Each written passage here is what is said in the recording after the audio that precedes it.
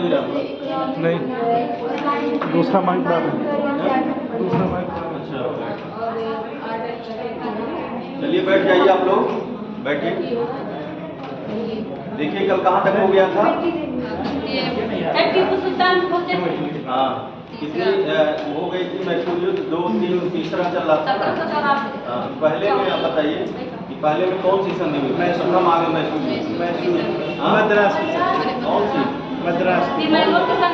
हाँ, नहीं, पहले में कौन सी संधि? मद्रास।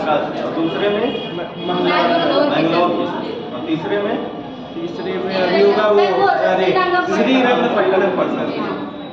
बैठिए। चलिए, तो देखिए हम लोग 2 संधि पढ़ चुके थे, प्रथम आंग्ल मैसूर युद्ध और द्वितीय आंग्ल मैसूर युद्ध, और तृतीय आंग्ल मैसूर युद्ध और चतुर्थ आंग्ल मैसूर युद्ध हमने बता दिया था। लिखाना था, एक बार फिर से आप लोग को बता देते हैं। तृतीय आंग्ल मैसूर युद्ध जो हुआ था वो कब से कब तक है? 1790 से लेकर के 1792 तक ये तृतीय आंग्ल मैसूर युद्ध हुआ था। इसमें तृतीय आंग्ल मैसूर युद्ध का कारण पूछेगा कि कारण क्या था। तो कारण ये था कि त्रावणकोर के क्या था कि त्रावणकोर में जो शासक था उसके पास 2 किले थे, और उसी 2 किले को क्या किया गया था?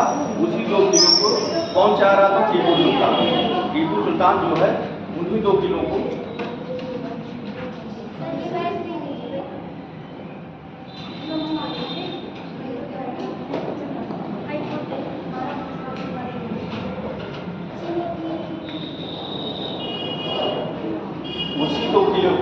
कौन चाह रहा था?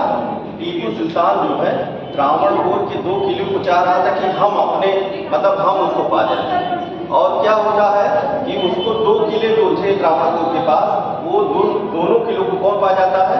डच पा जाते हैं। डच उसको खरीद लेते हैं, और इसी से वो जो है रुष्ट होकर के टीपू ने किस पर आक्रमण किया? त्रावणकोर पर आक्रमण कर दिया।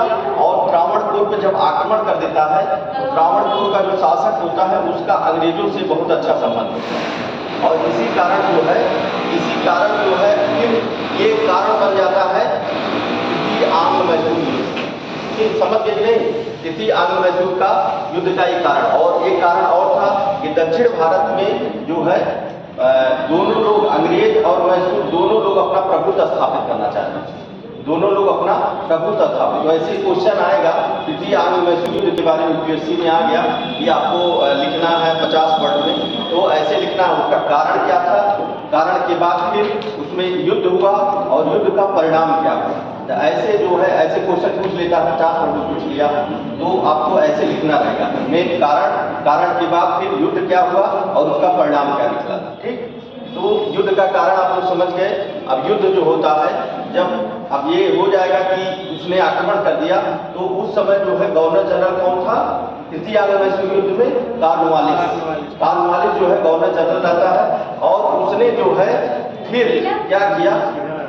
उसने क्या किया कि जो है आप देखेंगे कि जो मराठा थे और कौन था? 3 लोग थे, बताइए कौन कौन था उस समय?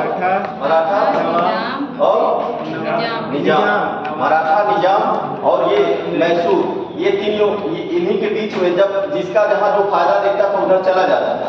तो इसमें भी क्या होता है कि निजाम और मराठा और कॉर्नवालिस तीनों मिल करके जो है ये कहते हैं कि अब बहुत हो गया है, अब जो है मैसूर को हराना, यहाँ पे टीपू को हराना बहुत जरूरी है। तो जो है इसको लेकर के जो है अब ये आक्रमण करेंगे तीनों लोग मिल करके कि अब की बात जो है इसके पूरे क्षेत्रों पर कब्जा कर लिया जाए। आक्रमण करते हैं और युद्ध होता है। और क्या होता है? श्रीरंगपट्टनम में जो टीपू की राजधानी थी श्रीरंगपट्टनम, उसमें ये तीनों मिल करके इसको घेर लेते हैं। कहाँ पे? श्रीरंगपट्टनम, जो टीपू की राजधानी होती है, उसी में इसको घेर लिया जाता है। और घेर लिया जाता है, टीपू जब जानता है कि अब हम युद्ध को हार जाएंगे तो उसकी मजबूरी हो जाती है कि संधि करना बहुत जरूरी है। तो संधि करने के लिए जो है वो मजबूर हो जाता है, और संधि होती है कौन सी? श्रीरंगपट्टनम की संधि। इसमें जो है आप देखेंगे तृतीय आंग्ल मैसूर युद्ध में कौन सी संधि हुई थी? श्रीरंगपट्टनम की संधि होती है। और इस संधि में आप देखेंगे कि जो है अब इसमें क्या होगा कि टीपू सुल्तान जो है इसको बहुत सारा धन देना पड़ता है, अपने मतलब आधे से ज़्यादा क्षेत्र को इसने जो है अंग्रेजों को और किसको, अंग्रेजों को और निजाम को और मराठा को, निजाम को और मराठा और अंग्रेज, इन तीनों को जो है पहले जो इस संधि में देखेंगे कि जो कौन सी संधि होगी, श्रीरंगपट्टनम की संधि। ये कब होती है, 1792। श्रीरंगपट्टनम की संधि ये होती है 1792। श्रीरंगपट्टनम की संधि में देखेंगे कि इसमें जो है अंग्रेजों को कितना रुपया देना पड़ता है, इसमें देखेंगे 3 करोड़ रुपया तो केवल युद्ध के हर्जाने के रूप में देना पड़ता है। मतलब जो अंग्रेजों ने कहा कि हमने युद्ध लड़ा है, जो हमारा नुकसान हुआ है, पहले आपको 3 करोड़ रुपया युद्ध के हर्जाने के रूप में आपको देना। इसके बाद जो है कुछ क्षेत्र थे जो देना था, जैसे कि अंग्रेजों को जो है आप देखेंगे कि बालाघाट का क्षेत्र है, 12 महल है, डिंडीगुल, ये सब क्षेत्र अंग्रेजों को दिया था। और जो है आप देखेंगे कि तुंगभद्रा के उत्तर का क्षेत्र जो है, तुंगभद्रा नदी है दक्षिण में, तुंगभद्रा के उत्तर का क्षेत्र जो है किसको दिया गया था, मराठा को। और जो है पेन्नार और कृष्णा नदियों के बीच का जो क्षेत्र था, पेन्नार और कृष्णा नदी के बीच का जो क्षेत्र था, उसे किसे दिया था, निजाम। तो ये जो था कौन सी संधि थी, श्रीरंगपट्टनम की संधि। इसमें जो है टीपू को बिल्कुल तोड़ दिया जाता, मतलब आधे से ज्यादा राज्य पर जो है किसका, मतलब अंग्रेज और ये लोग अपना कब्जा कर लेते हैं। तो तृतीय आंग्ल मैसूर युद्ध यहीं पे खत्म हो जाता है। तो तृतीय आंग्ल मैसूर युद्ध का कारण और उसमें जो देखेंगे परिणाम में देखेंगे, परिणाम क्या हुआ था, परिणाम ये होता है कि ऐसी स्थिति बन जाती है टीपू के साथ कि मतलब अब जिसका आधे से ज्यादा क्षेत्र मतलब चला गया और 3 करोड़ रुपया अंग्रेजों ने युद्ध के हर्जाना के रूप में ले लिया था, तो स्थिति अब बहुत अच्छी नहीं थी। अब इसके बाद फिर कौन सा युद्ध होता है, चतुर्थ आंग्ल मैसूर युद्ध होता है। पहले में तीसरा तो आप लोग जान गए उसका कारण और उसमें क्या युद्ध हुआ, उसका परिणाम देख लिए, कौन सी संधि हुई, ये पूरा ऐसे मेंस में लिखने के आ जाएगा, आईएएस में दे देगा। तो आपको पूरा इसी तरह से ऐसे लिख लेना, ठीक, समझ में आ गया, लिख ले जाएंगे कि नहीं, ऐसे लिख ले जाएंगे ना, हाँ ऐसे ही, मतलब पूरा कॉन्सेप्ट होना चाहिए। कॉन्सेप्ट तो रहेगा ना, फैक्ट तो जरूरी है, लेकिन कॉन्सेप्ट जब रहता है तो आदमी फैक्ट भी कर ले जाता है कॉन्सेप्ट से, तो ये जरूरी है, ठीक। अब इधर आएंगे चतुर्थ आंग्ल मैसूर युद्ध, तृतीय हो गया है। अब चतुर्थ आंग्ल मैसूर युद्ध आपको बताया गया था कि इसका कारण क्या होता है। तो चतुर्थ आंग्ल मैसूर युद्ध आप देखेंगे ये कब हुआ था, चतुर्थ आंग्ल मैसूर युद्ध, मैसूर युद्ध जो हुआ था ये 1799। तृतीय आंग्ल मैसूर, चतुर्थ आंग्ल मैसूर युद्ध, चतुर्थ आंग्ल मैसूर युद्ध कब, 1799। इसका क्या कारण है, इसमें आप देखेंगे तीसरे में कौन था, कॉर्नवालिस, चौथे में आ जाता है ब्लेजली, ब्लेजली गवर्नर जनरल बन करके आ जाता है चौथे में। और उसने क्या कहा, उसने टीपू से कहा, जो ब्लेजली की क्या थी, सहायक संधि थी, तो उसने कहा कि अब टीपू से कहता है कि हमारी सहायक संधि को आपको जो है मानना पड़ेगा। और जो है तो टीपू क्या कहता है, टीपू जो है सहायक संधि मानने के लिए तैयार नहीं रहता। तो यही चतुर्थ आंग्ल मैसूर युद्ध का कारण बनता है, जो ब्लेजली की सहायक संधि होती है। ब्लेजली की सहायक संधि जो होती है वो जो है ब्लेजली ने जो है सहायक संधि लागू किया था। और उसने जो है आप देखेंगे, आपको बताया जाएगा ब्लेजली की सहायक संधि जब बताएंगे कहाँ कहाँ किन किन राज्यों में पहले लगाया गया था, ऐसे हम बताएंगे भी, उसको कोड से बता देंगे किन किन राज्यों से लगा था और क्या था ब्लेजली सहायक संधि।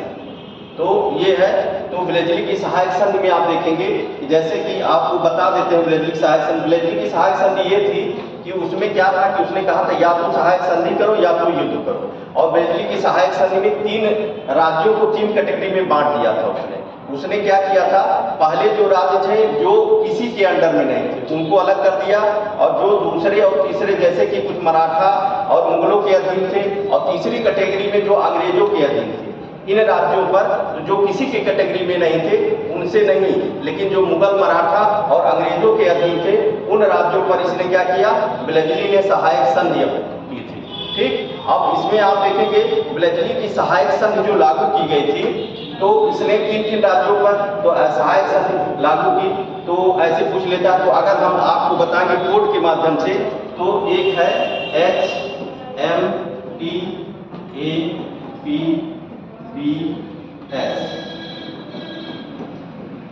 इन राज्यों पर जो है इसने सहायक संधि लागू की थी। मतलब हम बता दे रहे हैं सहायक संधि, अभी आया हुआ है तब हम बता दे रहे हैं, ठीक।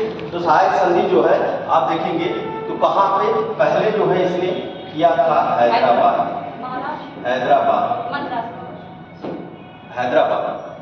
ठीक। और इसके बाद कहाँ पे, HMTAPBS, ठीक। तो यहाँ तंजौर, अवध, पेशवा, भोसले और सिंधिया, इन राज्यों पर जो है अभी हम कर रहे हैं, इन राज्यों पर इसने सहायक संधि लागू की थी। तो इसमें आप देखेंगे, इसको हम बताएंगे अभी, जो है मैसूर है, हाँ ये मैसूर है। तो इसमें आप देखेंगे कि HMTAPBS से आप जैसे ये राज्य हैं इनको कैसे, अब इसी HMTAPBS को कैसे आप याद करें, ऐसे जैसे हम बता दिए, ये सीक्वेंस ले लेता है, ऐसे ले लेगा कि जो है जो इसकी सहायक संधि थी, इसमें कौन कौन से राज्य थे। प्रथम राज्य कौन था, हैदराबाद था, और इसमें ऐसे ये सीक्वेंस में राज्य थे जो सहायक संधि अपनाए थे। अब इसको आपको जानने के लिए क्या किया जाएगा, इसमें जो है आप देखिए क्या है, HMTAPBS, जैसे आपको याद करना है ये तो कैसे, आप याद करने के लिए बहुत आसान तरीका है। जैसे ये क्या लिखा है, HMT लिखा है, आप बस अब जैसे HMT घड़ी होती है ना, HMT घड़ी है, अब HMT घड़ी में क्या होता है कि जैसे कि कोई बालक है अपने पिता के साथ कहाँ जाता है, घड़ी खरीदने के लिए गया, घड़ी खरीदने के लिए मार्केट में गया, और वो क्या कर रहा है, HMT के शोरूम को, पिताजी पुराने ख्यालात में है और HMT के शोरूम को खोज रहे हैं, HMT के शोरूम को खोज रहे हैं। तो बालक जो है क्या है भाई, बालक अभी इस समय का बालक है, वो क्या है, स्मार्ट घड़ी पहनेगा। तो उसने अपने पिताजी से कहा कि HMT आप बस करिए खोजना, HMT का शोरूम आप खोजना बस करिए, HMT का शोरूम आप खोजना या बस क्या है, HMT आप बस करिए, HMT का शोरूम खोजना बस करिए। और जो है हम जो है कहीं फास्ट घड़ी, स्मार्ट घड़ी ले लें। तो अब याद करने का हम तरीका बताएं कि लड़के ने पिता से क्या कहा, HMT आप बस करिए खोजना, तो HMT आप बस करिए खोजना। तो ऐसे आप याद कर सकते हैं, हैदराबाद, मैसूर, तंजौर, अवध, पेशवा, भोसले और सिंधिया, ये ब्रेजिली की सहायक संघ में ये राज्य जो है, ठीक। तो जो है अब ये बताएंगे आगे, अब आया बीच में तो हम बता दिए, ठीक है। अब इसके बाद जो है देखिए, ब्रेजिली की जब सहायक संधि ये लोग नहीं स्वीकार करते हैं तो युद्ध होता है, और युद्ध होता है चतुर्थ आंग्ल मैसूर युद्ध। और चतुर्थ आंग्ल मैसूर युद्ध में जो है कौन है, ब्रेजिली और टीपू के बीच में युद्ध होता है। अब चतुर्थ आंग्ल मैसूर युद्ध में आप देखेंगे कि कौन, टीपू सुल्तान जो है इसमें इस युद्ध में मारा जाता है, इस युद्ध में मारा जाता है। और इसी में जो है लॉर्ड ब्लेजली ने चतुर्थ आंग्ल मैसूर युद्ध में कहा था, एक स्टेटमेंट दिया था उसने, कौन, ब्लेजली ने एक स्टेटमेंट दिया था जब टीपू सुल्तान मर जाता है, तो उसने कहा था पूरब का साम्राज्य अब हमारे कदमों में, पूरब का साम्राज्य अब हमारे कदमों में, उसने एक स्टेटमेंट दिया था ब्लेजली ने। क्या कहा था, पूरब, जैसे वो इंग्लैंड कहाँ पश्चिम में है ना, ये हम लोग कहाँ, ये पूरब में आते हैं, तो वो पूरब कहा कि पूरब का क्षेत्र जो है अब हमारे कदमों में, ऐसे स्टेटमेंट पूछ लेता है कभी। तो ब्लेजली ने क्या कहा था, पूरब का साम्राज्य अब हमारे कदमों में। अब जब ये आप देखेंगे ये हार जाते हैं टीपू सुल्तान, तो आपको बताया गया था वाडियार वंश जो था उसी से ये लोग जुड़े थे, उसी से जुड़े थे, नंदराज मंत्री थे, मुनि के यहाँ ये काम कर रहे थे। तो अब क्या होता है, उसी वाडियार वंश के 2 वर्ष के बालक जो जिसका नाम था कृष्णराज, उनको फिर से गद्दी पर उसी पे बैठा करके और अंग्रेज जो है शासक बन जाते हैं।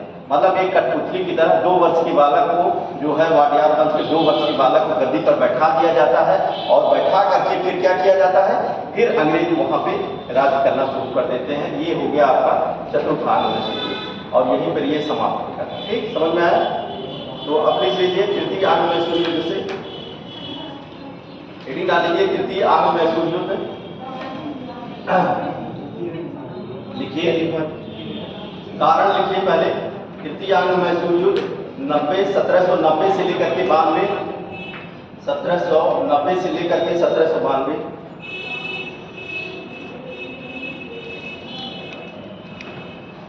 इसमें लिखिए त्रावणकोर के राजा के पास, कारण में लिखिए त्रावणकोर के राजा के पास, त्रावणकोर, हाँ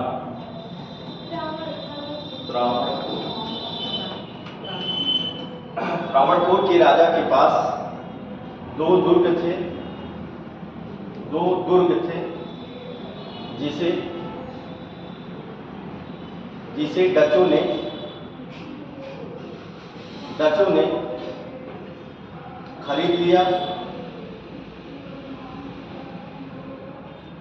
डचों ने खरीद लिया, उसे दुर्ग जो होता है जैसे कि बनाया जाता है उसकी सुरक्षा के लिए दुर्ग बना दिया। जैसे आपका वो है चारों तरफ से घेर दिया गया, आप देखिए ना दुर्ग, ऐसे दुर्ग बना दिया जाता था, मतलब उसकी सुरक्षा की जाए, जो सुरक्षित रहता था दुर्ग। दो दुर्ग थे, तो दोनों दुर्गों को कौन चाह रहा था? हाँ, तो उसने जो कब्जा डचों ने खरीद लिया और उसी दुर्ग को लिखिए, उसी दुर्ग को टीपू सुल्तान खरीदना चाह रहा था। उसी दोनों दुर्गों को टीपू सुल्तान खरीदना चाह रहा था। टीपू सुल्तान खरीदना चाह रहा था। 1789 ईस्वी में टीपू ने त्रावणकोर पर आक्रमण कर दिया। 1789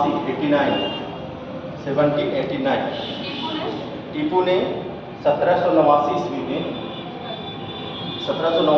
में त्रावणकोर पर आक्रमण कर दिया।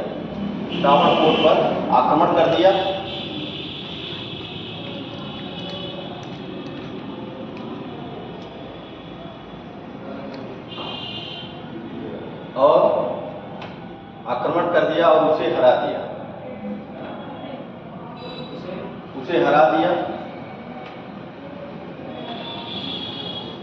यह अंग्रेजों का मित्र राज्य था। त्रावणकोर के राजा को हरा दिया और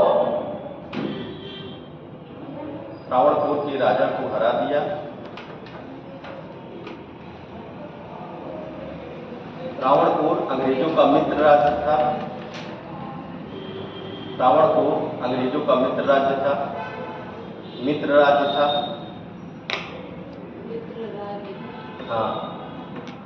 मित्र राज्य था।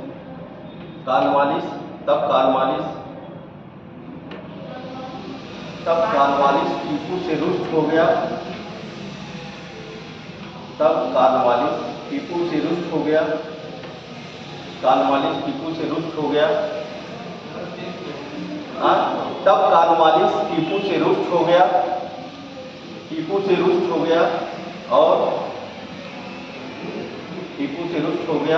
और यह जो है तृतीय आंग्ल-मैसूर युद्ध का कारण था।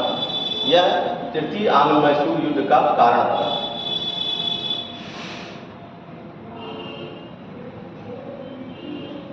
तृतीय आंग्ल-मैसूर युद्ध का कारण था। तृतीय आंग्ल-मैसूर युद्ध में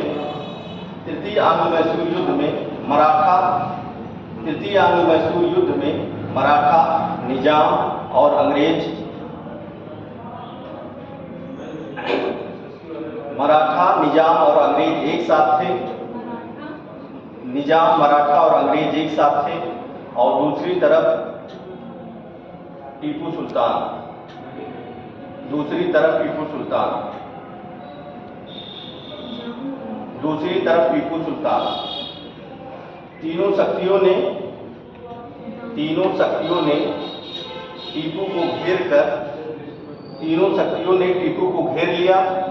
तीनों शक्तियों ने टीपू को घेर लिया। सर इसमें तो ये हार जाता है। हाँ, कौन? इसमें ये हार जाता है। हाँ, टीपू हार जाता है। तीनों शक्तियों ने टीपू को घेर लिया और टीपू को तीनों शक्तियों ने श्रीरंगपट्टनम में घेर लिया। ऐसे लिखिए, तीनों शक्तियों ने टीपू को श्रीरंगपट्टनम में घेर लिया, श्रीरंगपट्टनम में घेर लिया, श्रीरंगपट्टनम में घेर लिया, श्रीरंगपट्टनम में घेर लिया और संध के लिए मजबूर कर दिया, और संध के लिए मजबूर कर दिया, और संध के लिए मजबूर कर दिया, और संध के लिए मजबूर कर दिया, संध के लिए मजबूर कर दिया। फिर लिखिए श्रीरंगपट्टनम की संधि 1792। हाँ, श्रीरंग हेडिंग डालेंगे श्रीरंगपट्टनम की संधि 1792 ईस्वी।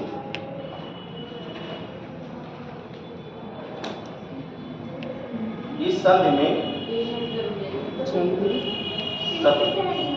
जी हाँ, श्रीरंगपट्टनम की संधि 1792, श्रीरंगपट्टनम की संधि 1792। इसमें लिखिए संधि का क्या प्रयोजन था, इसमें लिखिए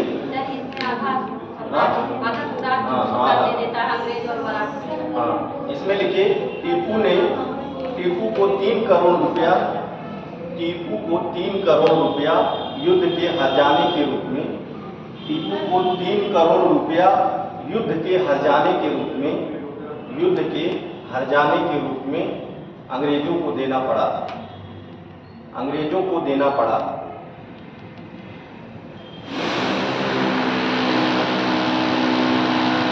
और अंग्रेजों को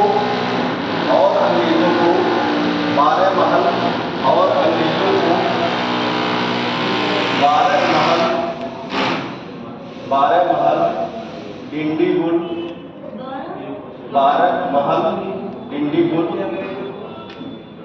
12 महल डिंडीगुल। ये डिंडीगुल क्या है मतलब? डिंडीगुल क्षेत्र, ये सब क्षेत्र दे दिया गया। डिंडीगुल में बताया गया था, डिंडीगुल में तो था, इसने क्या किया था हैदर अली ने, डिंडीगुल क्या था, डिंडीगुल में क्या किया था हैदर अली ने, सर इसी में उसका फौजदार बनाया गया था।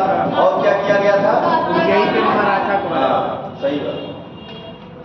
तो डिंडीगुल, 12 महल डिंडीगुल और मालाबार क्षेत्र अंग्रेजों को दे दिया गया। मालाबार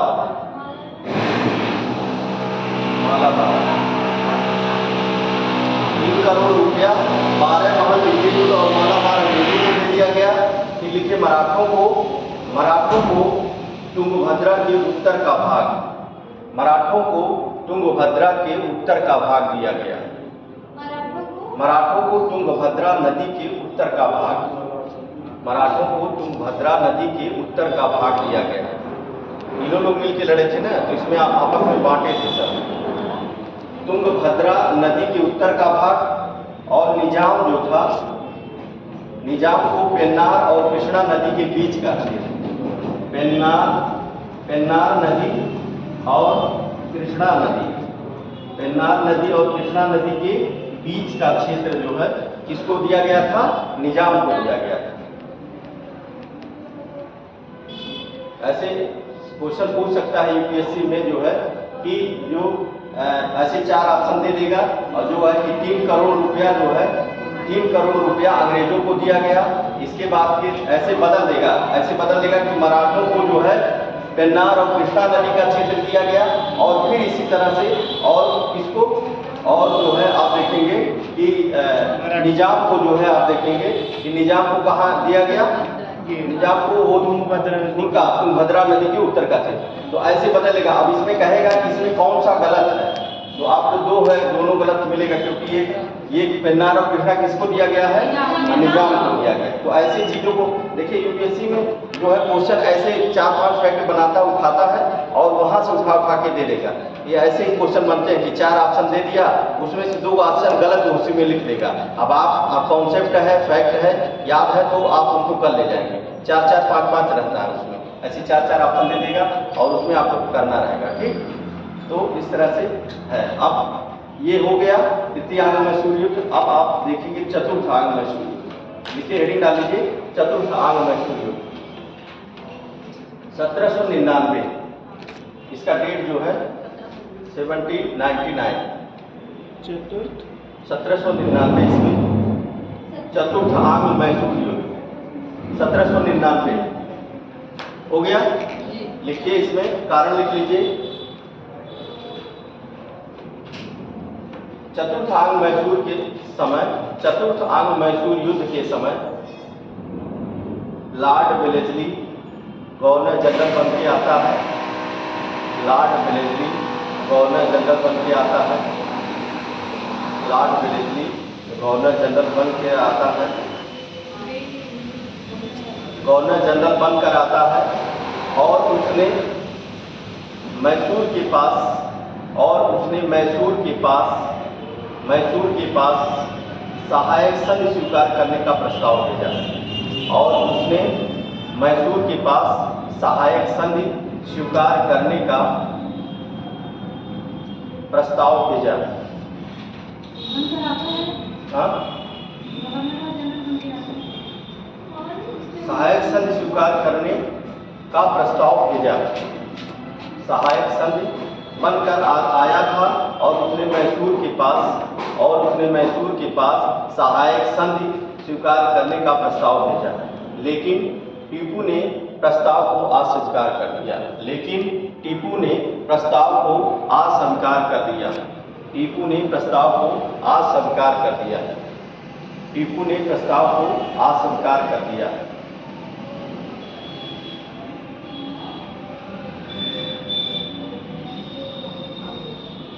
और इसी से चतुर्थ आंग्ल मैसूर युद्ध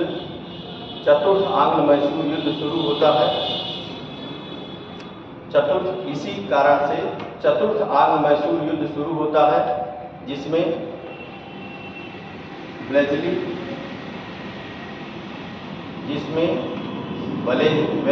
और टीपू के बीच यह युद्ध होता है। वेलेस्ली और टीपू के बीच यह युद्ध होता है। और इस युद्ध में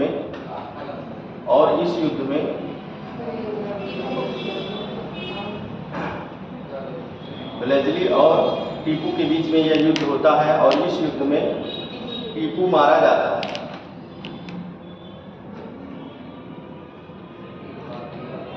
टीपू मारा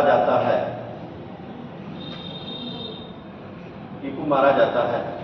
इसी युद्ध में लिखिए, इस युद्ध में लॉर्ड वेलेस्ली ने कहा, इस युद्ध में विजय के बाद लॉर्ड वेलेस्ली ने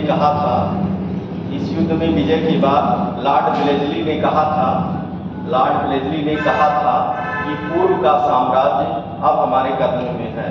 पूर्व का साम्राज्य अब हमारे कदमों में है। पूर्व का साम्राज्य अब हमारे कदमों में है।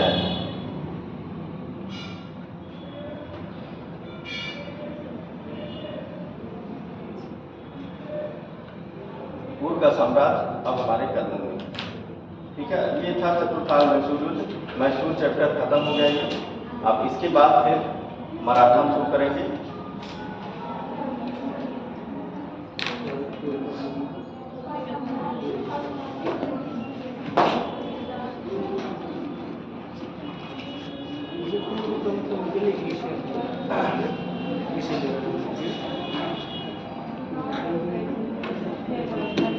देखिए, जिस समय आप देखेंगे कि मराठा शक्ति जब आती है तो मराठा क्यों लड़ाकू थे, क्या कारण था मराठा लड़ाकू हुए, और जो है इनकी पृष्ठभूमि क्या थी, उनकी जलवायु क्या थी उस समय वहाँ की, जब ये मराठा हुए। ये पहले आप जान लीजिए इसके बारे में कि मराठा जो है ये क्या थी। ये जो महाराष्ट्र का ये क्षेत्र है, मराठवाड़ा जो क्षेत्र बोलता है मराठा, ये यहाँ पे उबड़ खाबड़ जमीन, मतलब पहाड़ है, ऐसे ऊपर चढ़ाई वाला क्षेत्र है। तो यहाँ पर जो है और खेती बहुत कम होती है। खेती के लिए वो जमीन उपलब्ध नहीं है, मतलब कम खेती होती है, उबड़ खाबड़। तो ये क्या थे, ये जब खेती बाड़ी नहीं होगी और खाने के लिए कुछ चाहिए ना, तो ये और वहाँ की ज़मीन जो थी बहुत मतलब ऊपर नीचे, तो वहाँ की जलवायु जो थी इनको मराठों को लड़ाई प्रवृत्ति के लिए बना, मतलब लड़ाई प्रवृत्ति के लिए बना, मतलब ऐसा वहाँ का एटमॉस्फियर था कि जैसे अभी खेती होती आनंद वो बोल रहा।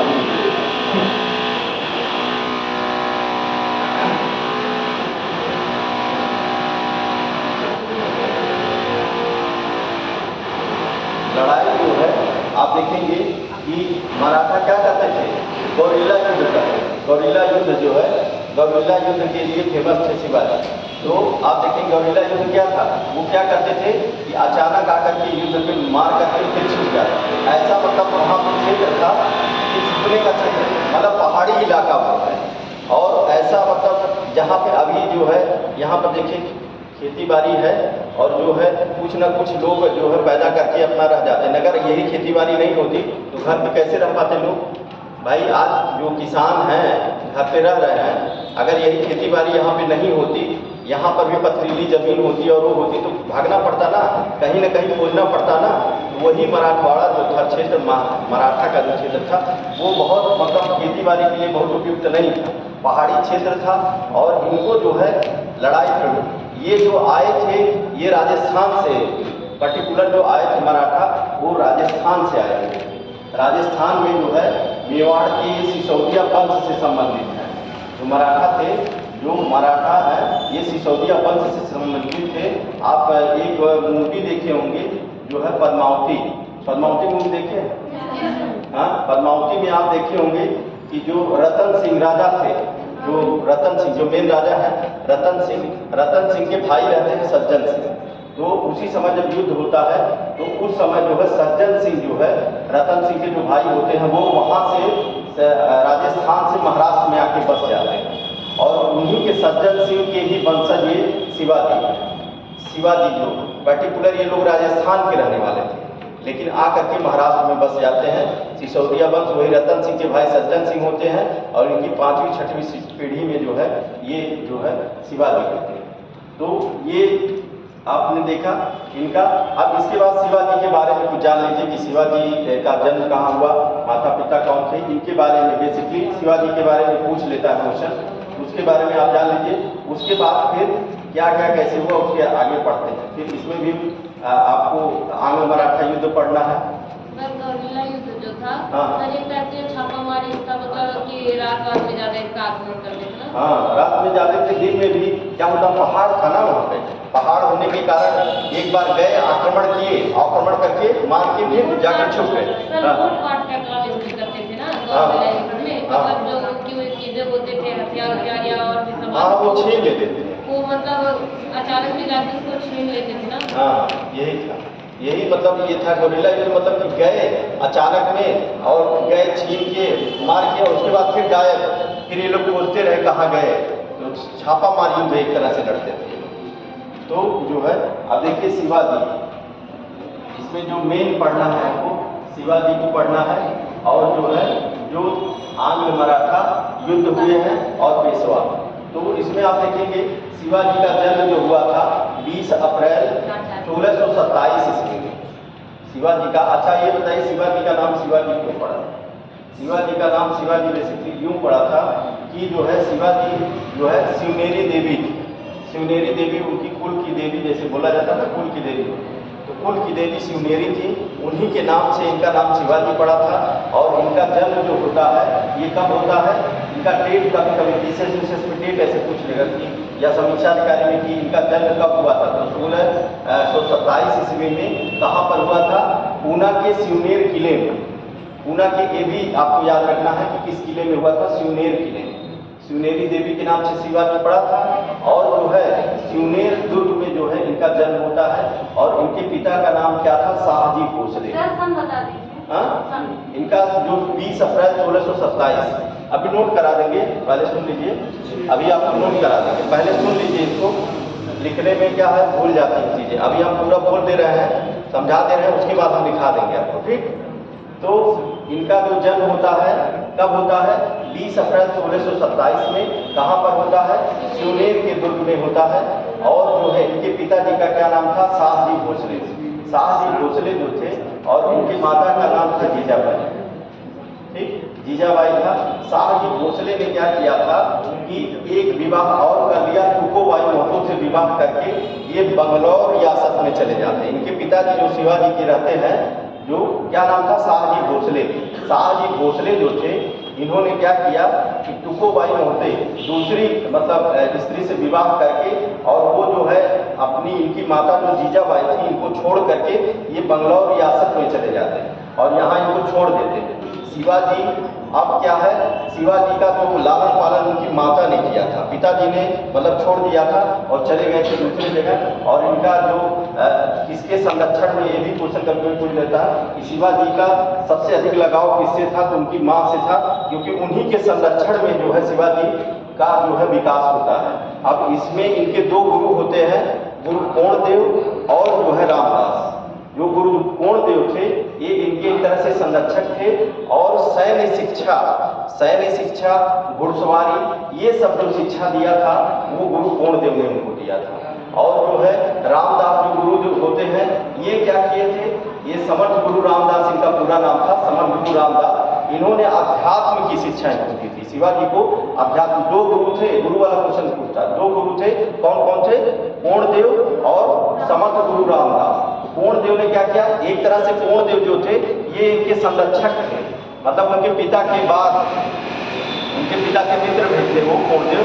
और उनके जाने के बाद जो है सारी उनकी युद्ध की शिक्षा, घुड़सवारी शिक्षा और जो भी शिक्षा देना था उन्हीं के अंदर में रह करके शिवाजी ने जो है अपने को मतलब वहाँ पे अपने को यहाँ तक पहुँचाया था। तो कोणदेव का उनका बड़ा ही योगदान था, और उनकी माँ की बात जो है कोणदेव से ही उनका बड़ा अच्छा संबंध, मतलब उनसे जो है लगाव बहुत ज़्यादा था। और इसके बाद जो थे, क्या नाम था उनका, दूसरे गुरु क्या नाम था, रामदास, समर्थ गुरु रामदास। ये धार्मिक शिक्षा, मतलब ये धार्मिक शिक्षा अध्यात्म के बारे में इनको बताया। अब इनके दो पुत्र होते हैं, इनके दोनों पुत्रों का नाम, पहले पुत्र जो है संभाजी और दूसरे जो पुत्र थे उनका नाम था राजा राम। दो पुत्र थे, संभाजी और राजा राम। और तीन पत्नियां थी, पत्नियां और भी थी, लेकिन जो तीन पत्नियां थी वो मेन आपको जानना है। उसमें पत्नियों में पुतली बाई, सई बाई और जो है स्वैरा बाई। जो इसमें पुतली बाई जो थी, ये जब ये शिवाजी मर जाते हैं तो ये सती हो जाती है। पुतली बाई जो तीनों पत्नियों में है, पुतली बाई जो थी जब शिवाजी की मृत्यु हो जाती है तो ये उनके साथ सती हो जाती है। सती आप लोग हाँ, उस समय सती प्रथा लागू था, सती प्रथा लागू था। लेकिन आगे चल के आप देखेंगे राजा राम मोहन राय के समय में जो है, जब गवर्नर जनरल विलियम बेंटिंक आएंगे तो उस समय जो है कानून बनाया जाता है, और कानून बना करके जो है सती प्रथा को खत्म कर दिया जाता है। नियम 17 के द्वारा जो है विलियम बेंटिंक के समय में जो है नियम 17 सती, मतलब 17 नियम 17 के द्वारा सती प्रथा का अंत कर दिया गया था। तो ऐसे याद रखिएगा, नियम किस नियम 17 सती, 17 सती, ऐसे याद रखिएगा। अगर कभी पूछ लिया किस नियम के द्वारा सती प्रथा का अंत किया गया था तो नियम 17। इसके समय में राजा राम मोहन राय के समय में कौन गवर्नर जनरल था, विलियम बेंटिंक था। और उसी के समय जो है सती प्रथा का अंत उसमें कर दिया था। राजा राम मोहन राय के समय में क्यों, क्योंकि राजा राम मोहन राय के समय में भी ये घटना घट गई थी। उनकी जो भाभी रहती हैं वो उस समय बाहर रहते हैं, ये नए ख्यालात के थे राजा राम मोहन राय, लेकिन एक घटना उनके साथ भी घटती है और उनके भाभी, उनके भैया मर जाते हैं तो उसमें उनकी भाभी को जो सती करा दिया जाता है। तो उनको बड़ा आघात लगता है इससे।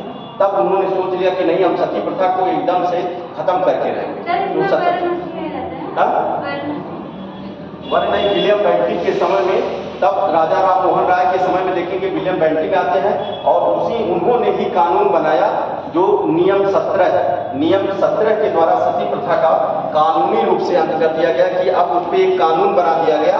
अब कोई भी सती प्रथा मतलब ये कर नहीं सकता, इसमें कानून, ये अब जो है एक कानून बना दिया गया था, जो उसी राजा राम मोहन राय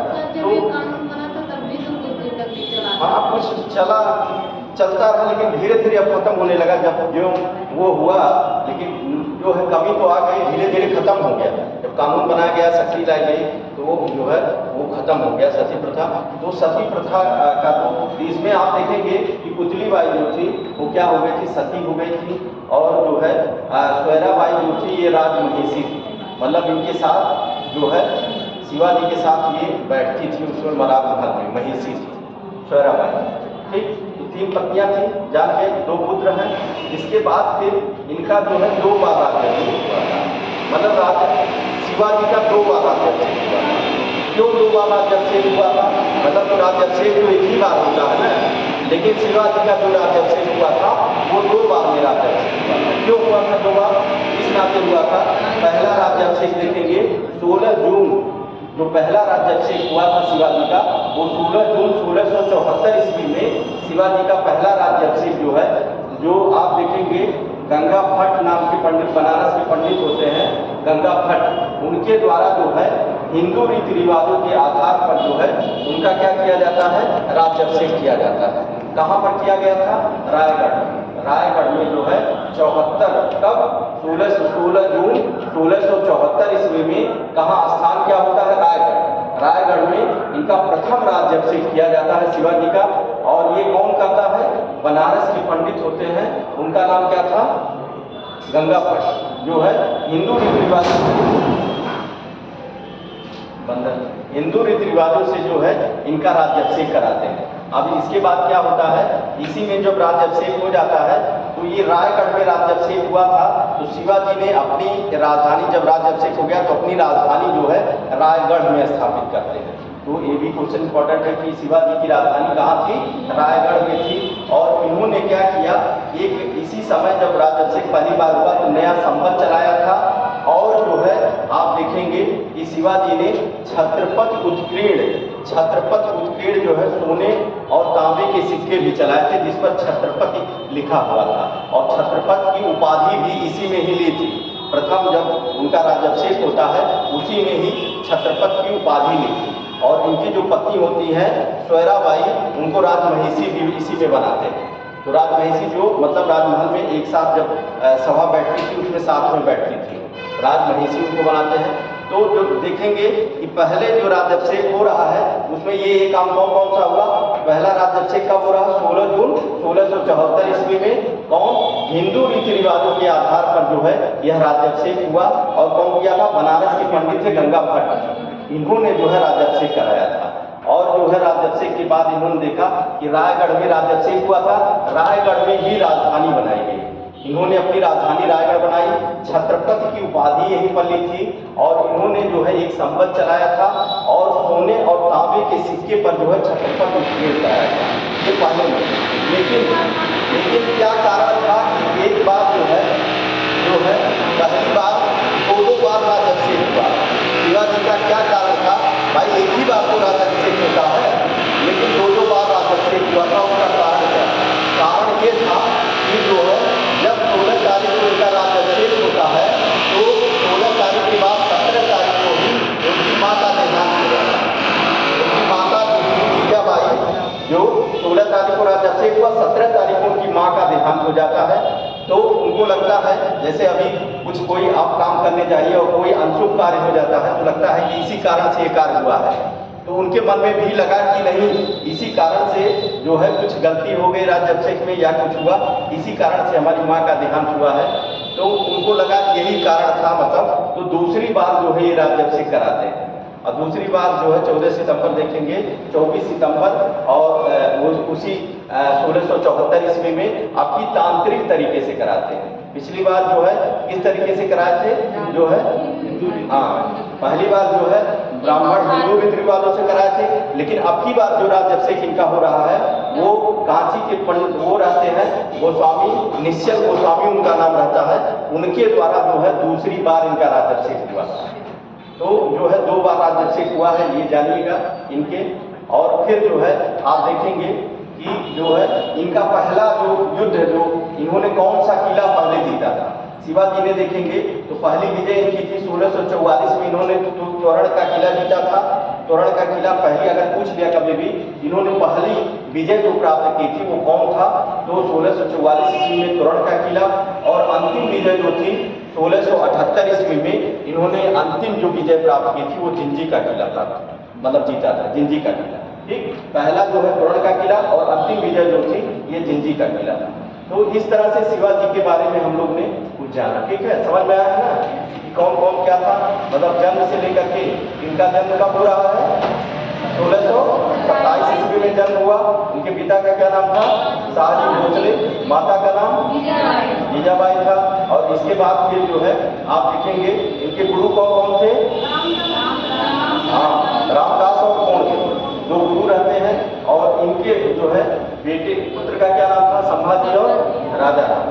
और जो है आप देखेंगे 2 बार राज्याभिषेक हुआ था इनका। जो है कब हुआ था? 16 जून 1674 में रायगढ़ में हुआ था, जिसको अपनी राजधानी बनाई उन्होंने। रायगढ़ को राजधानी बनाई, वहीं पर जो है क्या किया था, जो है सिक्के भी जारी किए थे। और फिर जो है जो आपने लिखा राजमहिषी का जो पद भी दिया था अपनी पत्नी को, तो ये था, इसको नोट कर लीजिए। इसके बाद हाँ नहीं, राजधानी जो प्रथम जब ये पहले जब राजवंश पहली बार हुआ था उसी में राजधानी बनाए थे। रायगढ़ में ही जो है इन्होंने क्या किया था कि जो है इनका राज्याभिषेक हुआ और उसी में जो है उसको राजधानी इन्होंने घोषित कर दिया था रायगढ़। 1674 में उनका राज्याभिषेक हुआ था। हाँ। और 1656 में राजधानी बनाया। अच्छा, उसमें दिया है क्या कहते हैं, क्या कौन सी बुक है? सर ये जी के गाय जी के कहीं गलत दिया होगा, हम बता देंगे, कल डेट देख लेंगे, एक बार हम भी देख लेंगे, लेकिन डेट यही है। उसी में जो प्रथम बार जब राज्याभिषेक हुआ था रायगढ़ में हुआ था, इस नाते रायगढ़ को राजधानी उन्होंने बनाया था। एक बार डेट देख लेंगे हम, ठीक है। एनसीईआरटी में देखिए, सबसे आपकी ऑथेंटिक बुक एनसीईआरटी है। एनसीईआरटी में कोई भी अगर कहीं भी आपको लगे कि ये गलत है, उसको एनसीईआरटी में देखिए। अगर वो आयोग में भी वो लिख के आएंगे तो वो आयोग यही मानता है, एनसीईआरटी को मानता है। कुछ किताबें हैं ऑथेंटिक भी है, कुछ नहीं है, तो किताबों को नहीं मानता। तो अगर हम देख लेंगे उसको, कल हम एनसीईआरटी में देख करके बता देंगे डेट क्या है। तो लिख लीजिए शिवाजी को लिखिए। शिवाजी का जन्म शिवाजी की बात शिवाजी का जन्म 20 अप्रैल 1627 ईस्वी में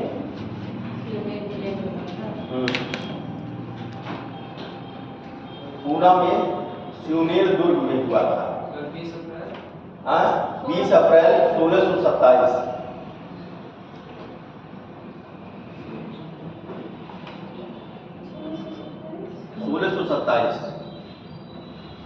जन्म स्थान लिखिए, जो है पूना में, पूना के सिवनेर किले में इनका जन्म हुआ था। इनके पिता का नाम शाहजी भोसले, पिता का नाम शाहजी भोसले, शाहजी भोसले, और माता का नाम जीजाबाई था।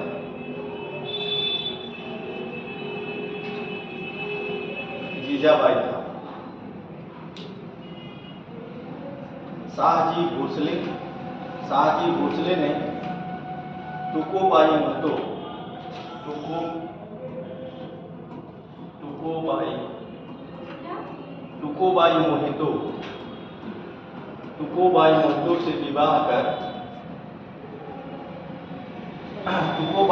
से विवाह कर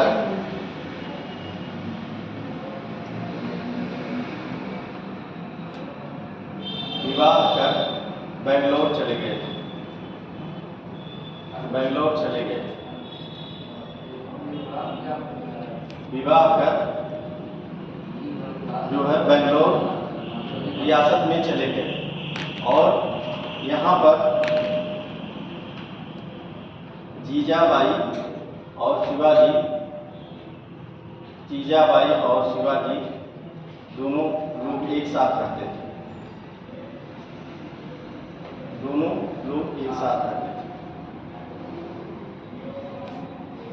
माता का नाम लिखिए जीजाबाई। इसके बाद गुरु लिखिए, गुरु दादा कोणदेव। उनके गुरु थे दादा कोणदेव। गुरु दो थे कोणदेव, दादा कोणदेव। लिखिए कोणदेव के आगे लिख लीजिए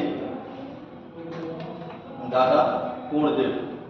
इनमें लिखिए इन कोणदेव जो थे, इनके संरक्षक, शिवाजी के संरक्षक और शिवाजी को अस्त्र शस्त्र की शिक्षा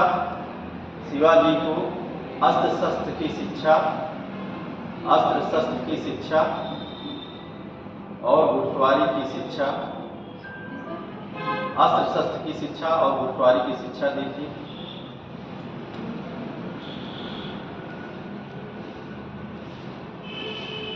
और दूसरे गुरु समर्थ गुरु समर्थ गुरु रामदास। दूसरे गुरु समर्थ गुरु रामदास। समर्थ गुरु रामदास, जिन्होंने शिवाजी को आध्यात्मिक शिक्षा दी। समर्थ गुरु रामदास। समर्थ गुरु रामदास। समर्थ गुरु रामदास, जिन्होंने इन्हें आध्यात्मिक शिक्षा दी। इनके पुत्रों का नाम लिख लीजिए, दो लोग हैं, संभाजी और राजा राम। संभाजी और राजा राम। संभाजी और राजा राम। पत्नी, तीन पत्नी का नाम, हाँ, संभाजी और राजा राम। संभाजी और राजा राम। पत्नी, पत्नी लिखिए पुतलीबाई, सईबाई, पुतलीबाई, पत्नी में लिखिए पुतलीबाई, सारीबाई, पुतलीबाई, पुतलीबाई में है साईबाई, साईबाई, पुतलीबाई, साईबाई और स्वैराबाई।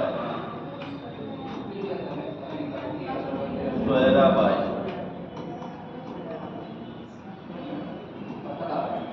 स्वैराबाई। पुतलीबाई में आगे लिख लीजिएगा, ये जो है सती हो गई। इनके ब्रैकेट में लिख लीजिएगा पुतलीबाई के सामने, ये जो है शिवाजी की मृत्यु के बाद ये सती हो गई।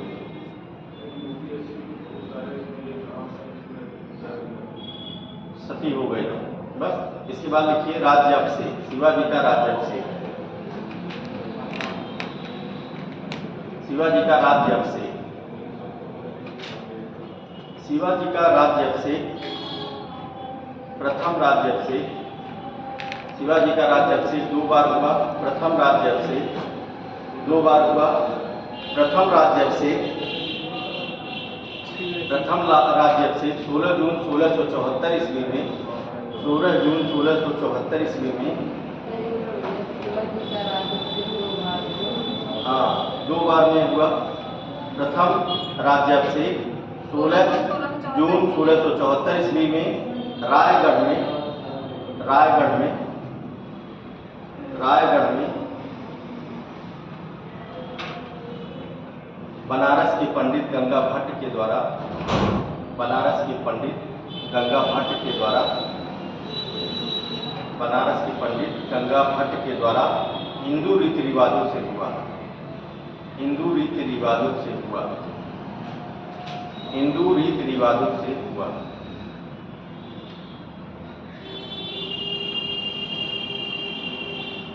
दूसरा राज्याभिषेक, अभी पहले में और लिख लीजिए थोड़ा सा।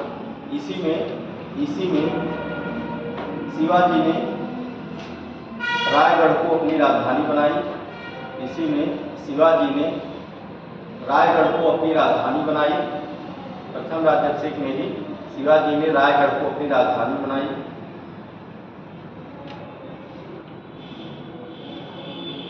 पहली राजधानी क्या थी सर? यही राजधानी अभी राज्याभिषेक को रहा, राजा बन रहे हैं तब राजधानी बना रहे हैं। नहीं तो अभी वहाँ पूना में रहते थे उस समय। इनकी राजधानी जो कभी पूछेगा तो रायगढ़। मतलब इससे पहले जो वहाँ पे राज करते थे उसमें कोई राजधानी नहीं, हाँ, उस समय राजा नहीं बनाए गए थे, लेकिन उस समय पूना में वो रहते थे, वहीं से जो भी करते थे। लेकिन उनकी जो अपनी पहली राजधानी जो बना रहे हैं ये रायगढ़ है। और कभी क्वेश्चन भी पूछेगा तो रायगढ़ मानना और कुछ नहीं, रायगढ़ की राजधानी थी, केवल एक मात्र। लिखिए कि और इन्होंने यहाँ पर नया संवत जारी किया। नया संवत जारी किया।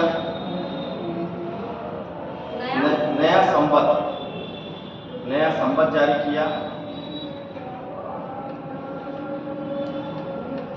और छत्रपति शिवाजी ने छत्रपति उत्कीर्ण, शिवाजी ने छत्रपति उत्कीर्ण, छत्रपति उत्कीर्ण,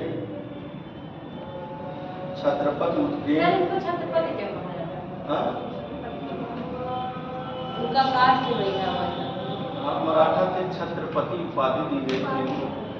छत्रपति उपाधि दी गई थी। और ये तो देखना पड़ेगा क्या है छत्रपति। छत्रपति वही कि मतलब विजयी हो, मतलब ये हारते नहीं थे जल्दी, इस नाते इनको जो है छत्रपति उपाधि दी गई, मतलब जल्दी हारे नहीं थे। और जो है तो मराठों में जो है यही उपाधि दी जाती थी, जो ज़्यादा मतलब शक्तिशाली है ये वो है, मराठों का ये शब्द है छत्रपति। तो छत्रपति शिवाजी, इसी में जो है छत्रपति की उपाधि कब दी गई थी, इसी पहले जो है जब राज्याभिषेक होता है तो छत्रपति नाम का सिक्का भी ये जारी किए थे, छत्रपति नाम का सिक्का भी जारी किए थे, जो कौन था, सोने और तांबे का सिक्का था, सोने और तांबे का सिक्का था, ठीक, सोने और तांबे का सिक्का था, उसमें छत्रपति की उपाधि मिली गई, ठीक। और इसके बाद फिर लिख लीजिए, इसमें हो गया छत्रपति की उपाधि धारण किए थे। अब लिख लीजिए दूसरा जो है दूसरा राज्याभिषेक, यानी डाल लीजिए दूसरा राज्याभिषेक, दूसरा राज्याभिषेक। क्या हुआ, कुछ कंफ्यूजन, कुछ हाँ हाँ डेट क्या है उसमें दिया, 6 जून। अच्छा सर ये इसमें क्या हुआ ये हाँ, इसमें कितना दिया है, 6 जून, उसको हम कल क्लियर कर देंगे। डेट बहुत इधर क्या है कि बहुत इधर उधर वो गलत कर देता है, तो उसको हम एक बार एनसीईआरटी में देखे कर, जैसे कहीं आप लोगों को लगे मत करिए, तुरंत हमसे कहा करिए भाई आपको पढ़ाने हैं, गलत नहीं कहीं होना चाहिए, तो आपको कहीं भी लगे तुरंत बताइए कि ये सर डेट, तो हम तुरंत उसको एनसीईआरटी में या कहीं भी जो ऑथेंटिक बुकें हैं उनको चेक करके हम बता देंगे कि ये डेट सही है, ठीक। दूसरे में बहुत गलती थी, तो जो है आप देखिए इसके बाद फिर दूसरा राज्याभिषेक लिख लीजिए, दूसरा राज्याभिषेक 24 सितंबर 1674 ईस्वी में, दूसरा राज्याभिषेक लिखिए, दूसरा राज्याभिषेक 24 सितंबर 1674 ईस्वी में, 1674 ईस्वी में, 1674 ईस्वी में कांची साउथ में कांची स्थान है, कांची के निश्चल गोस्वामी, कांची के निश्चल गोस्वामी,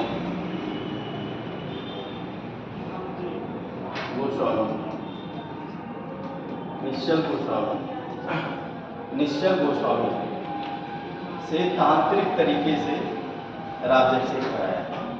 आपकी बात जो है तांत्रिक तरीके से राज्याभिषेक कराया, तांत्रिक तरीके से राज्याभिषेक कराया।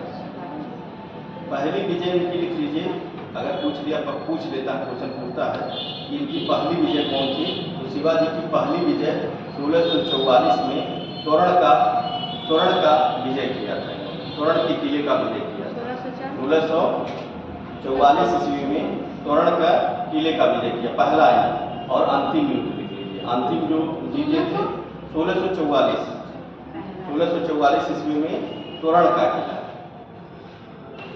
और अंतिम विजय जो था वो 1678 ईस्वी में जिंजी का विजय, जिंजी का किला, जो अंतिम विजय जो इनकी है वो जिंजी का है। कितने में सर? हाँ 1678 में, 1678 जिंजी का किला, जिंजी, हाँ जिंजी है किला है, जिंजी दक्षिण भारत में है, कर्नाटक, जिंजी का किला। सर ये तांत्रिक तरीके से क्यों कराया था? पहले में क्या हुआ था कि जैसे ब्राह्मण तरीके से कराए थे रीति रिवाजों से, तो उनको हुआ सर कि किए जाना भाई ब्राह्मण तरीके से कराए, उसी में कुछ गड़बड़ी हो गई, तो अब की बात जो हम तांत्रिक तरीके से करा रहे हैं, तो वही जो है कांची के जो है गोस्वामी रहते हैं, तांत्रिक रहते हैं, निश्चल गोस्वामी को बुला करके कि दूसरी बार ये राज्याभिषेक करा रहे हैं। पहले वाले में उनकी माँ का मतलब उलट हुआ था, 17 तारीख की माँ का उनके देहांत हो गया था, अब इसी में जो है माँ का देहांत के कारण उनको मन में लग गया कि कुछ गड़बड़ी हो गई है, तभी ऐसा हुआ। अब देखिए, अब हम देखेंगे कुछ जो शिवाजी का मुगलों से जो संघर्ष हुआ उसके बारे में देखेंगे कि शिवाजी का मुगलों के साथ संघर्ष। अब इसमें आप देखेंगे कि 1659 ईस्वी में मराठा और बीजापुर में संघर्ष, मराठा और बीजापुर में संघर्ष कैसे हुआ, 1659 ईस्वी। मराठा और बीजापुर में मराठा और बीजापुर में संघर्ष। ये कब हुआ था? 1659 में। 1659 इसमें क्या हुआ था? देखिए क्या हुआ, ये औरंगजेब जो है, आप देखेंगे औरंगजेब जो है बीजापुर पर आक्रमण करता है। औरंगजेब आक्रमण करता है जब बीजापुर का शासक होता है आदिल शाह। तो बीजापुर पर कौन आक्रमण कर रहा है? औरंगजेब आक्रमण किया। और उस समय बीजापुर के शासक जो बीजापुर का जो बच्चे निकले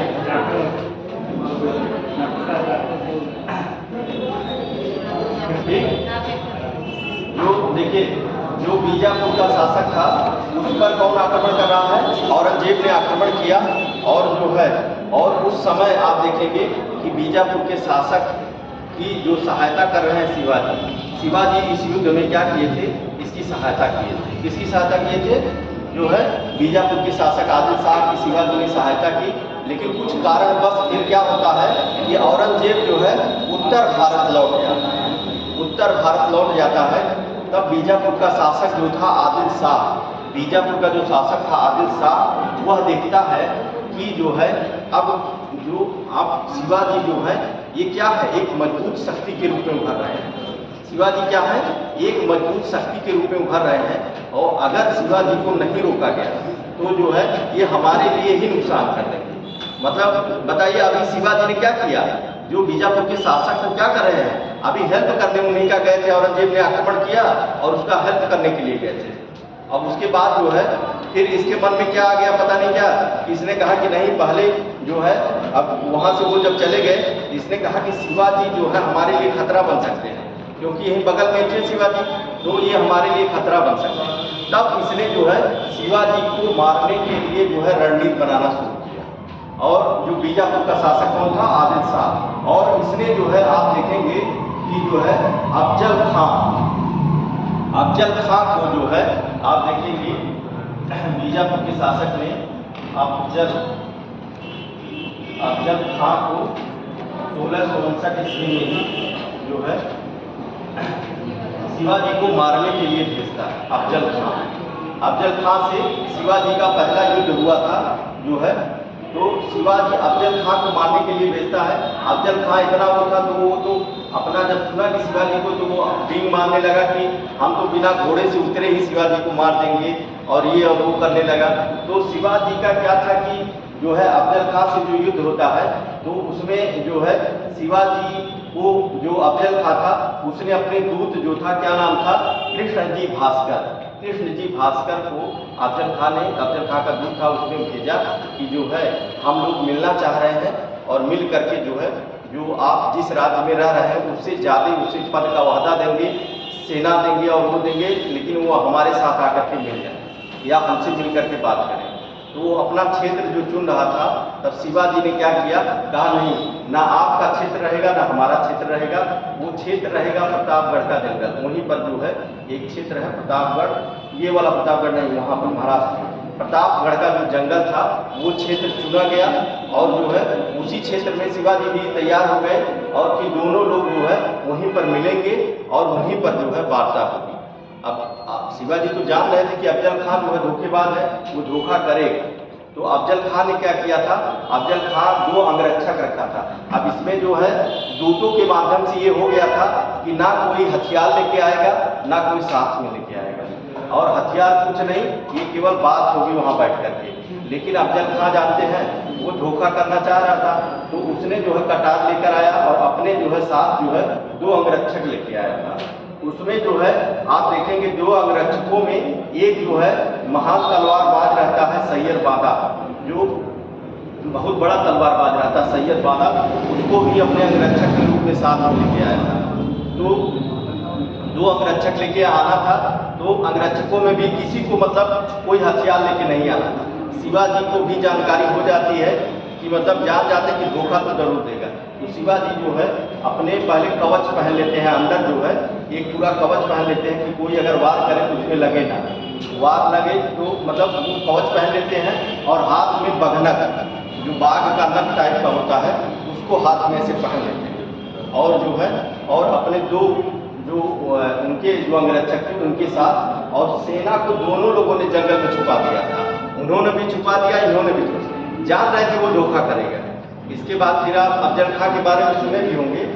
तो अफजल खां जो है क्या जब आता प्रतापगढ़ के जंगल में मिलने के लिए तो तुरंत वो गले मिलना चाह रहा था, शिवाजी से गले मिलना चाह रहा था। और गले मिलते समय ऐसे जब गले मिला तो पीठ में ऐसे चाकू लिया था छुरा, और उससे जो है चाकू छुरा ने चाकू लिया था और चाकू से पीठ में मारा। लेकिन क्या था उनके अंदर जो कवच पहने थे उस कवच ने इनकी जान बचा ली और उसी बघनक जो हाथ में पहने थे उसी से उसको फाड़ देते, मार देते, उसको मार देते हैं। और दोनों लोग की सेनाएं जो है आकर के लड़ती हैं और जो है हार जाता है, अफजल खां हार जाता है और बीजापुर जो है यहाँ पर हार जाता है। ठीक, तो ये था अफजल खां और जो है शिवाजी के बीच में पहला युद्ध। ठीक, अब क्या होता है कि दूसरा जब औरंगजेब को पता चलता है कि बीजापुर को शिवाजी हरा दिए तो एक शक्ति के रूप में दक्षिण में, क्योंकि औरंगजेब जो है दक्षिण में जो है ये दक्षिण में इसका ध्यान बहुत ज़्यादा था औरंगजेब का, ज़्यादातर ये दक्षिण में अपना ध्यान लिया। तो दक्षिण में जो है देख रहे हैं कि शिवाजी जो है उभर रहे हैं, तो उसने अपने मामा शाइस्ता खां को भेजा। इसके बाद जब देखा कि बीजापुर का शासक हार गया, इतनी बड़ी शक्ति और शिवाजी ने हरा दिया, अफजल खां को मार दिया, तो उन्होंने क्या किया, शाइस्ता खां जो इनका मामा रहता है इनका औरंगजेब का, शाइस्ता खां को 1660 में जो है शाइस्ता खां को भेजा। और शाइस्ता खां आता है और बीजापुर के शासक के साथ संबंध, मतलब बीजापुर का शासक आदिल शाह हारा हुआ है तो उससे वो संबंध बना लेता है कि दोनों लोग मिल करके हम लोग इसको शिवाजी को हराएंगे। अब इसमें जो है जब शाइस्ता खां आता है तो पूना चाकन ये 2-3 किले को वो जीत लेता है। कौन कौन सा, पूना चाकन और कल्याण, ये 3 किला जो है शाइस्ता खां और ये बीजापुर के शासक दोनों मिल करके शिवाजी से ये किले जीत लेते हैं। और जो है और उसी समय क्या होता है कि बरसात का समय आ जाता है और युद्ध बंद हो जाता है और शाइस्ता खां जो है अपना जो समय बिताने का समय वो किया वो पूना में किया। तो पूना में जो है रात में ये समय बिता रहा था और उसी समय जो है जो छापामार युद्ध था ये शिवाजी का ये इसमें प्रयोग करते हैं। तो क्या किए कि 400 सैनिकों के साथ बारात का भेष बना के, मतलब कोई जान भी ना चाहे कि कोई सेना जा रही, पूरा बारातियों का भेष बना करके और जो है शिवाजी ने जो है अपना शाइस्ता खां के पास रात में सोते समय आक्रमण कर दिया। और जो है शिवाजी जब आक्रमण करते हैं और उसी में जो देखेंगे कि शाइस्ता खां का अंगूठा भी कट जाता है और उसका पुत्र रहता है, उसका नाम था फतेह, तो जो है वो भी मार दिया जाता है। और शिवाजी क्या होता है शाइस्ता खां से जो है जीत जाते हैं। तो अब देखिए औरंगजेब क्या हुआ, देखिए अब औरंगजेब ने शाइस्ता खां को भेजा था ये भी। अब इसके बाद शिवाजी की जो शक्ति बढ़ रही थी, अब उसने सोचा कि अब कोई इसका तोड़ नहीं है, अब जरूरी है कि हमारे जो मुख्य सेनापति हैं उनको भेजा जाए, जो बहुत बड़े वो जैसे जो जयसिंह को तब भेजता है। जयसिंह जो थे सवाई राजा जयसिंह जो इनके मेन सेनापतियों में से थे, तब इनको ये भेजता है। और इसके बाद जो सवाई जयसिंह के साथ युद्ध होता है और उस युद्ध में जो है सवाई जयसिंह ने इनको शिवाजी को इसमें हरा देते हैं और संधि होती है पुरंदर की संधि 1665 ईस्वी में जो है आप देखेंगे कौन सी संधि होती है, 22 जून 1665 में पुरंदर की संधि होती है। और उसी पुरंदर की संधि में जो है आप देखेंगे कि शिवाजी ने जो है मतलब अपने सभी जितने किले जीते थे उसमें से कुछ किले जो है इनको दे देते हैं। ठीक, पहले आप लिख लीजिए जो शुरू में पहले पढ़ा है उसको पहले नोट कर लीजिए तब इसको लिखा है।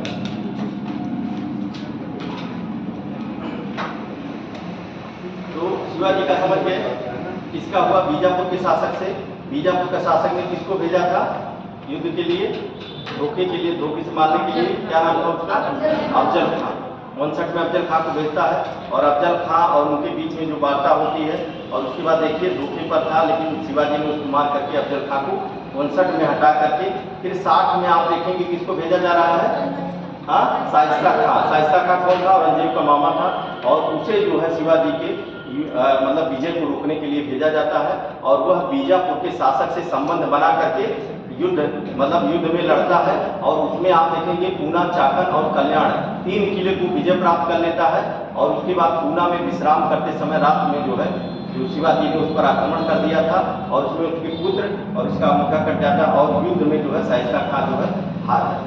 ठीक, यहाँ तक आप लिख लीजिए। इसके बाद फिर आगे लिख लीजिए। लिखिए मराठा बीजापुर संघर्ष 1659 ईस्वी।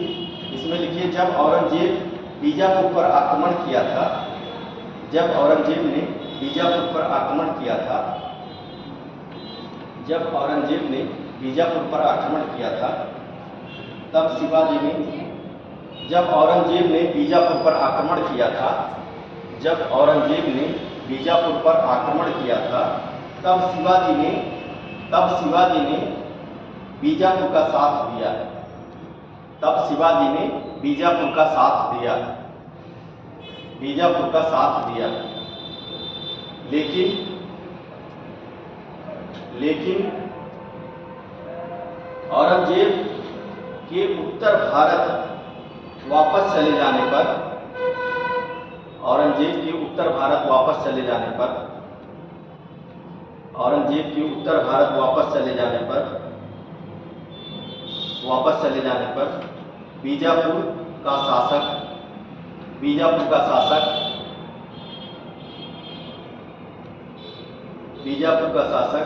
शिवाजी की बढ़ती शक्ति से सशंकित था। बीजापुर का शासक ब्रैकेट में लिख लीजिएगा, आदिल शाह उसका नाम था, आदिल शाह।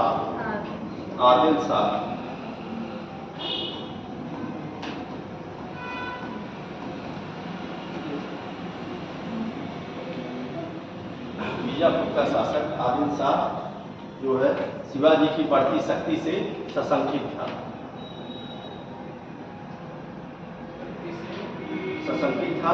लिखिए। इसके बाद लिखिए बीजापुर के शासक ने अफजल खां के द्वारा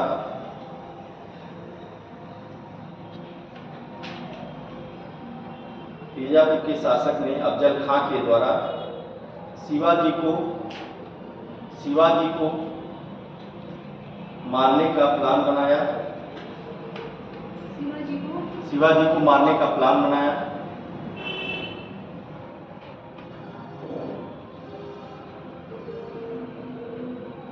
था, क्योंकि बीजापुर का शासक शिवाजी के विजय से डर गया था, बीजापुर का शासक शिवाजी के विजय से डर गया था, शिवाजी के विजय से डर गया था। लिखिए शिवाजी और अफजल खां के बीच, शिवाजी और अफजल खां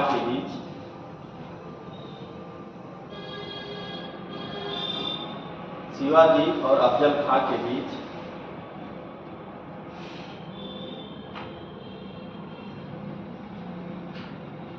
प्रतापगढ़ के जंगल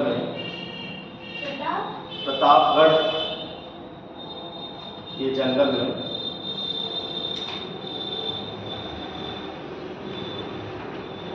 बात करने के लिए चुना गया, बात करने के लिए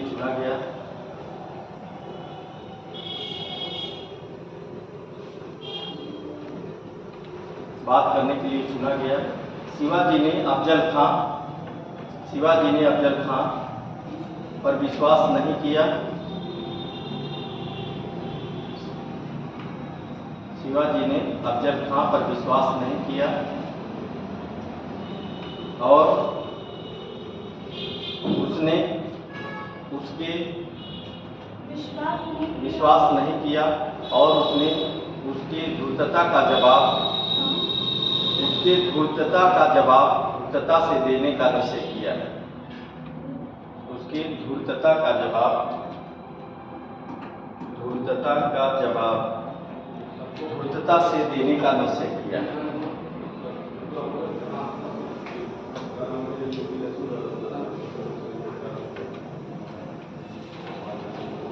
अफजल खां सशस्त्र आया अफजल खां सशस्त्र आया।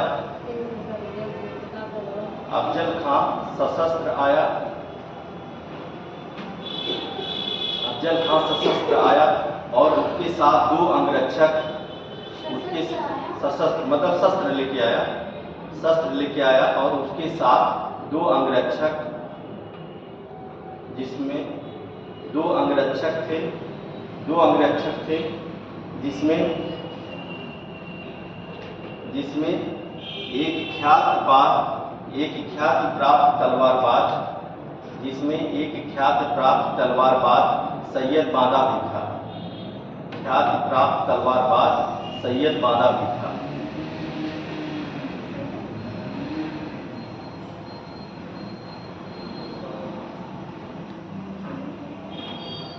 सैयद बांदा भी था। और शिवाजी अपने सुरक्षा के लिए, शिवाजी ने भी अपनी सुरक्षा के लिए, हाँ इससे पहले वाली लाइन फिर से रिपीट कर दीजिए। हाँ जिसमें क्या था, लिख बोलिए क्या था। जिसमें मतलब अफजल खां पे विश्वास नहीं किया और दुष्टता का जवाब दुष्टता से दिया। उसके बाद इसमें एक प्रख्यात तलवारबाज, एक तलवारबाज सैयद बांदा था। सैयद बांदा। अब शिवाजी ने भी अपनी रक्षा के लिए कवच धारण किया और हाथ में बगनक पहनकर, हाथ में बगनक, बाघ का नख ऐसे होता है, उसको हाथ में पहनकर बगनक,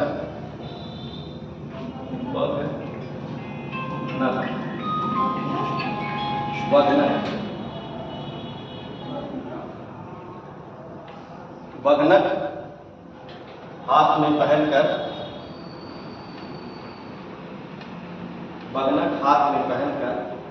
जो है मिलने के लिए गए।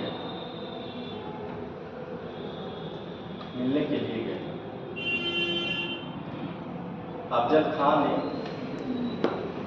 शिवाजी से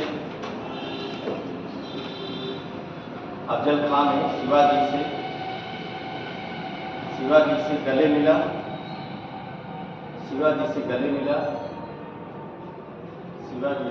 अफजल खां शिवाजी से गले मिला और गले मिलने के बहाने उसने उनके पीठ में गले मिलने के बहाने उनके पीठ में चाकू से वार किया।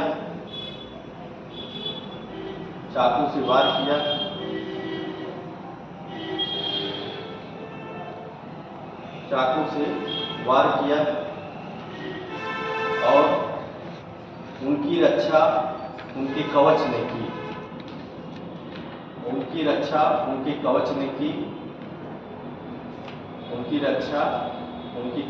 की।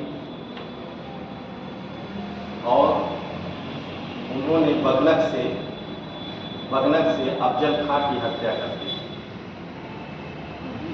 उन्होंने अपने बगनक से अफजल खां की हत्या कर दी।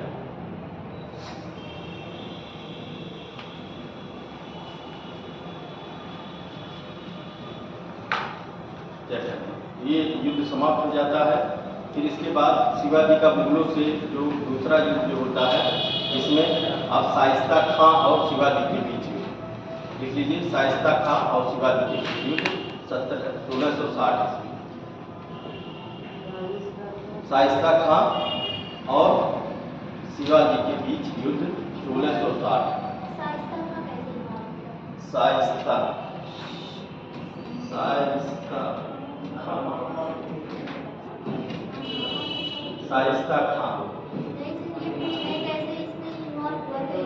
शाइस्ता खां इन्वॉल्व कैसे हुआ? जैसे कि औरंगजेब जो है वो राज्य कर रहा है और यहाँ पर देखिए कि एक बार औरंगजेब जो है दक्षिण में अपना साम्राज्य फैलाना चाह रहा था। तो जब औरंगजेब एक बार युद्ध करने आया था, फिर लौट गया था वो, और इसके बाद जो है बीजापुर का जो शासक था उसने क्या किया, बीजापुर के शासक ने औरंगजेब से युद्ध हुआ था, लेकिन क्या हुआ था, उसमें शिवाजी ने उनका साथ दिया था बीजापुर के शासक से। लेकिन जब शिवाजी की शक्ति को देख करके बीजापुर का शासक खुद से शंकित हो गया और वो कहा कि जब तक अब हमको क्या करना है, शिवाजी को ही हटाना है क्योंकि हमारे बगल में है और शिवाजी हमारे लिए खतरा बनेंगे। तो उन्हें अफजल खां को उसने भेजा उनको मारने के लिए, और अफजल खां को भेजा। जब ये मार दिए जाते हैं अफजल खां, तब वहाँ से औरंगजेब तो हर चीज़ देख रहा था ना, तो जब देखा औरंगजेब ने कि ये अब स्थिति और गड़बड़ हो रही है, शिवाजी की शक्ति बढ़ रही है, बीजापुर पर शिवाजी ने मतलब कब्जा कर लिया, उसको जीत लिया और अफजल खां को मार दिया। तब इसके बाद जो है उन्होंने तब उन्होंने अपने मामा को भेजा, मतलब औरंगजेब ने अपने मामा को भेजा कि जाइए आप जो है शाइस्ता खां को, कि आप जाइए अब वहाँ पर उनको क्या करिए, मतलब शिवाजी को हराइए। समझी कि नहीं? हाँ समझ गए ना? जब ये बीजापुर का मतलब रक्षा किया तो फिर क्यों बीजापुर के शासक ये मतलब हटाना चाहते थे? वो जैसे कि आप बगल में जैसे ये भारत में है तो क्या है कि यहाँ पर बगल में क्या है, बीजापुर में यहाँ शासक है, यहाँ पर है मैसूर।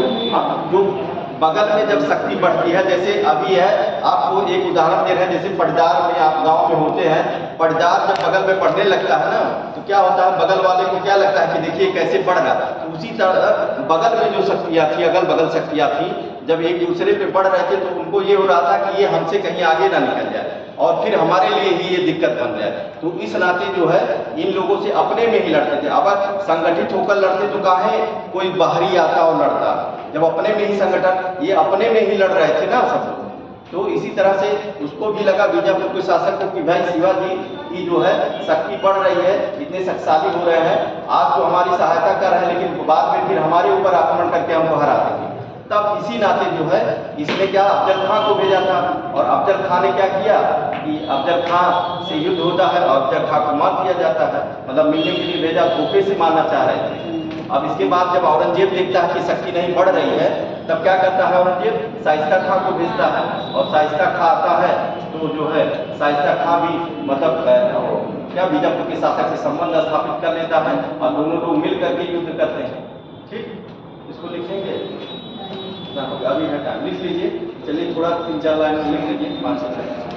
शाइस्ता खां से संघर्ष लिखिए। 1660 में औरंगजेब ने 1660 में औरंगजेब ने 1660 में वो युद्ध हुआ है, 1659 में, और 1660 में ये युद्ध हुआ। तो ये हाँ 60।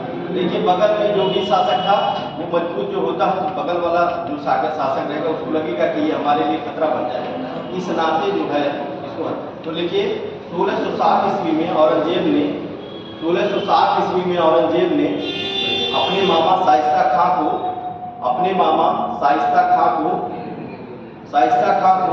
दक्षिण का सूबेदार बनाकर, अपने मामा शाइस्ता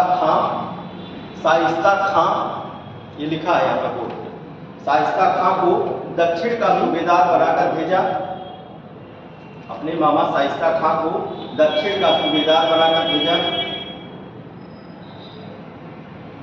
और शिवाजी को मारने का आदेश दिया, मारने या खत्म करने का आदेश दिया। शाइस्ता खां ने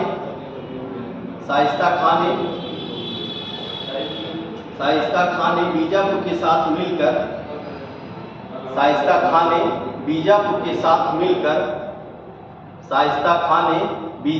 साथ मिलकर पूना, चाकन और कल्याण के किले जीत लिए।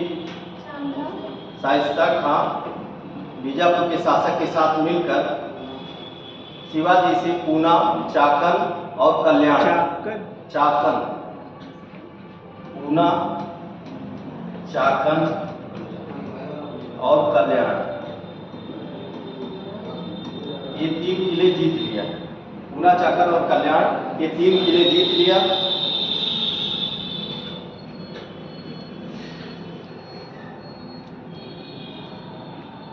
और उसी समय जो है वर्षा ऋतु आती है, और वर्षा ऋतु में जो है वो पूना में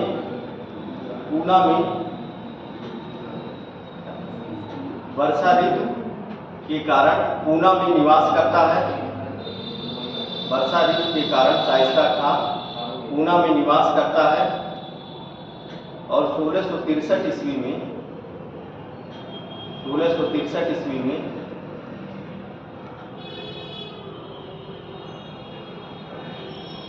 और 1663 ईस्वी में शिवाजी 400 बारातियों का भेष बनाकर 400 बारातियों, मतलब उसमें जो सैनिक थे और शिवाजी, मतलब 400 लोग जो है बारातियों का भेष बना करके रात में दिवाली 400 का। हाँ 400 बारातियों का भेष बनाकर अपनी सेना के साथ रात में ही, रात्रि के समय में ही शाइस्ता खां के निवास स्थान पर, शाइस्ता खां के निवास स्थान पर आक्रमण कर दिया।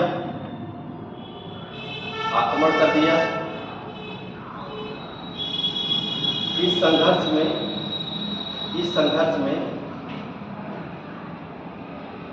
शाइस्ता खां का अंगूठा कट गया और उसका पुत्र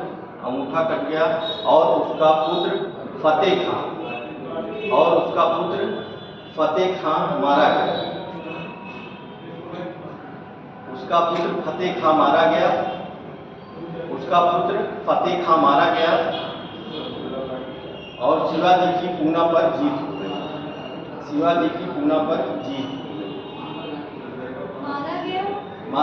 फतेह खां, उसका पुत्र फतेह खां मारा गया और पूना पर शिवाजी की जीत हो गई।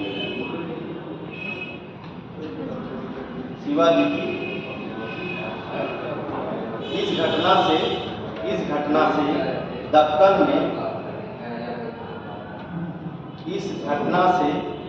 में मुगलों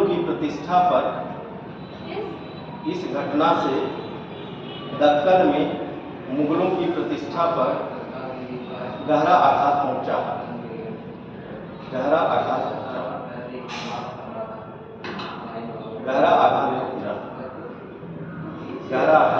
फिर जो होगा कि जो है अब जो है जब गहरा आघात पहुंच जाता है और शाइस्ता खां इनका जो है मामा मारा, मतलब घायल हो जाता है और भाग जाता है युद्ध क्षेत्र से, तब जो है ये अपने जो है मेन जो सेनापति रहते हैं उनका क्या नाम था?